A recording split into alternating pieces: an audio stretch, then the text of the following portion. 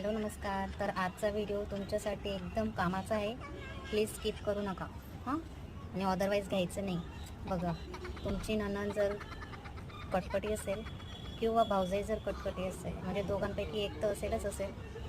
कारण मला असं वाटतं तुम्ही चांगले आहेत, म्हणून मी तुम्हाला सांगते की जर तुम्हाला दोघांमध्ये बॅलन्स करून राहायचं असेल ना, तर एक काम तुम्ही करू शकता.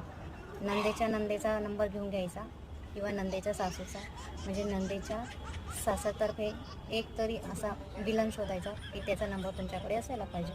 आणि दुसरी गोष्ट म्हणजे भावजाईचा नंबर तर तुमच्याकडे असायलाच पाहिजे. कारण वेळ प्रसंग आहे, कधी पण काय पण होऊ शकतं. त्याच्यासाठी हे 2 नंबर तुमच्याकडे असायलाच पाहिजे. आणि हे तर रक्षाबंधन निमित्त स्पेशल तुम्हाला अलर्ट मी करत आहे, तर प्लीज काळजी घ्या. चला मग.